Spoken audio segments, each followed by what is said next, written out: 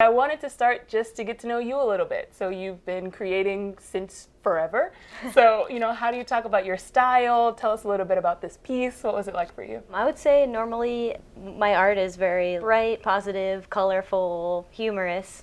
But this is the first time I've done a piece where I've kind of challenged myself and did a little more like dark humor, because after a year like the one we just had, I couldn't ignore the feelings. It was very exciting to try a totally different style and make a video piece with dialogue and a music video, which I've always dreamed of doing. So. And what was the support system like? So we know you've had a BRIC residency. What was that process like? Yeah, so BRIC has been awesome. We were actually all 2020 video art fellows, but they extended it because of COVID. But luckily, before COVID, I got to take one in-person class, and it was a TV studio class. It was incredible. I got to do hands-on experience in an actual TV studio and make a live show and co-direct it. And I met awesome people. So it's a very cool community. I wish I could have met more people throughout the year, but I got to still take classes online, and they've been really supportive. So it's been good. That's huge. I work in the arts, and this time has been huge. Artists are starved for opportunities and for resources, so it's really amazing that they were able to support you through creating this. Yeah. I can say that when I watched it, I felt like the inner me was like screaming with you. It felt like an exhale of like, yes, this is everything that I'm feeling on the inside that I'm kind of holding in. What were some of your inspirations in creating this? The whole project actually started with the song. Shortly after the Capitol insurrection, it was like all of our first time getting together as friends. Yeah. We did our little karaoke sessions that we like to do. And my go-to is Four Non-Blondes, What's Up? As you know. And I just like had to let my drunken feelings out, and it just turned into like a comedy improv session of like, this is how I feel. And luckily we were recording it, so when I listened back it was like 25 minutes long. But I didn't realize that. Yeah, so I had to cut it down, and I was like, there's something here. Like, I think actually people would relate to this in a lot of ways. So I would say I was inspired by that, and then I was also really inspired by my TV studio class and like seeing the format of a talk show. And then on top of that, BRIC hooked me up with an awesome mentor, Martha Wilson, who is this badass punk 73-year-old artist who's like huge in the New York scene. And she's a performance artist, so she's done a lot of like dressing up as different people or making art about being a woman and how hard that can be. And just through casual conversation, I realized we had a lot in common. So it all kind of just came together. And then I like nervously asked her, would you be down to like dress up and do this music video with me? And she was totally down, and like almost everything we wore was from our closets. Yes, really? Yeah. I was researching punk culture. I got really into riot girl culture. But anyway, I saw this awesome interview where Bernie Sanders, way back in like early 90s, I think, he's in the mall and he just sees these two punk people and goes up to them and is like, hey, like, tell me why you dress like that. And they explain, I just don't want to conform to society. Like, I want to show that I don't need to do that to be a human. And it was very inspiring and cool. And I loved the way that Bernie talked to them, and it was just human to human. One of the questions I wrote down, just like darkness and light, as you were talking about, being vulnerable and the inner scream, I felt you being really vulnerable in the piece. So can you talk a little bit about, especially there's a moment where you're talking about kids in cages and it gets really real. So can you talk a bit about like what that felt like to be performing, but also directing, but also like all of these selves of you or versions of you are coming together in that moment? I would say like that was one of the hardest parts of the piece, because so I wanted us to go from boring to interesting to absurd to really angry and need to go sing, but so we did a bunch of takes, but I don't usually express myself in an angry way, even if I'm feeling angry. It doesn't come out the way that I was trying to perform. So we did a bunch of takes, and our friends were there, and they're like, angry, like, tell them, like, I can't fucking do this, push the camera. They're like, this take, you're gonna let out your feelings, just say, don't worry about the script, just do it. And it was really helpful. It got really emotional for real, and those are real tears on camera, and so that was really vulnerable to for me, even the moment I was kind of embarrassed, I walked away. I was like, should we do another take? And everyone was like, no, that was it. And I was like, oh, okay. But yeah, I got really in my feelings. I think, just thinking about my own identity, and then it was very vulnerable to share that out loud and with other people, because it's something that I think about all the time. Yeah. And how unfair it is, the way that you're born into things or you're not, Yes. And I can say, knowing you and loving you, watching you be so vulnerable in that space, like, helped strip off layers for me. Mm-hmm. Like, I wasn't just watching my friend's piece anymore. It was like I was fully in it. That's cool.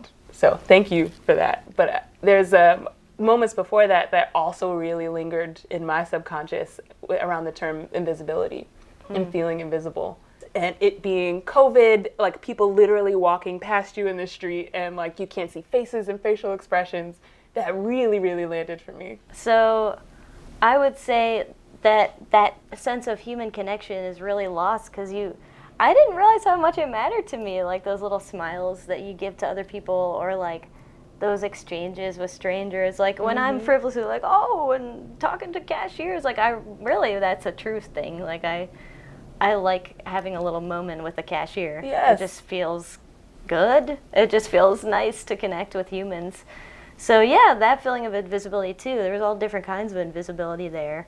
But all of them, I just wanted to talk about them, because I think the most scary one was Martha's to me, where I was like, well, I guess I'm going to have to dye my hair half another color when I'm old too, so that, like, just thinking about how unfair all that is too. Yeah, that, and like, I mean, the example that you bring up was also terrifying, and it's terrifying because it's our everyday. Yeah. So like being at work, being at school, and like having men overshadow you and like repeat the things that you just said, and it's just like, this is so normal for us that it's like, yeah, it's what happens. Yeah. But it's terrible. It is. So that is like, when I think about the human condition and how you're talking about connection, those are elements of the dark side. But you also brought in so much light that we have to address that in this space.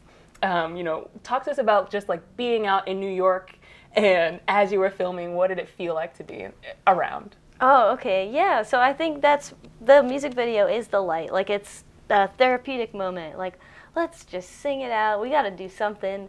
So when we got dressed up and got super punkified, just like dancing in the park and just like just pretending to be like the BC Boys or like Missy Elliott, like it feels good and it's therapeutic, and I recommend it to everyone to try in their whatever way they want to do it. But I think it's really important to step outside and get back out there, even if you gotta wear a mask. Yeah. So like, be bold and be boldly you in whatever way that you want to manifest that for that day, I think was an awesome takeaway for me too.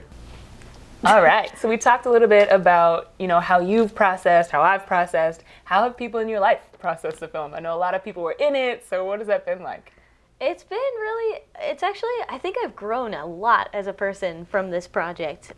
And what I mean by that is, the amount of vulnerability. So like, one of the things that I felt that I had to do was call my mom and say like, I swear sometimes. And she laughed. That's how she reacted too. She laughed and was like, it's okay, everyone does sometimes. I was actually like really nervous about it. Like, I was like, oh, they're gonna see me and they're gonna see me talk about my identity and like being openly queer and like talking about being Mexican and like all this. It's just, it was a lot of stuff to be open about that I hadn't done before in that way. That wasn't like an intimate one-on-one conversation. Yep. So it was really like therapeutic altogether for me to make the piece and like share that with all the people that I love and people I don't know. Yep. So, but it was liberating, and I think I feel like I grew, and I feel like more accepting of myself from doing that. It's pretty amazing. I didn't expect that at all. So this is really interesting to me because I love that you feel you need to call out the swearing and not say like, hey, I'm calling out my uncle in the piece. Like, the swearing was more like nerve-wracking than like, I'm calling family members out. Everybody has, it seems like, you did too, yeah, an uncle who voted for Trump. So What other things? Like we've seen the guitar, you had all these awesome pins and the masks. Oh yeah. So I had a lot of fun making all the props and stuff. I made the guitar for Martha to play, which I think it's hilarious that she's like stroking. There's not even strings. Like she's just Like I painted the jacket to have different things. My favorite thing it said was "Let your freak flag fly." I think that's one of the best phrases ever. Yep. And I think it applies to everyone and anyone. So on the pins, there's actually a pin that is my parents' prom picture. The high school sweethearts. Yeah, high school sweethearts, going strong. And then I've also got this awesome photo of my great-grandmother's green card. And it just felt like a badge of honor to wear these people on my jacket. It was very empowering and like, it felt good. It felt like a nice homage to those people in my life. And they are all with you, which I think is really special. Before we wrap, I just want to know what's next. Where can we find you? What's coming? You'll find me making more video art soon. Not sure what the future holds, but I'm also going to be working on some other fun projects like sculptural things just to see what sparks me for the next project. But I'm really interested in continuing in the music video world and seeing where that takes me, and hopefully meet some musicians who want to work with me. And that's just been a dream of mine for so long, so I really look forward to trying that more. Yes. Well, it's going to happen. You heard it here, y'all. Thank you, Autumn. Thank you.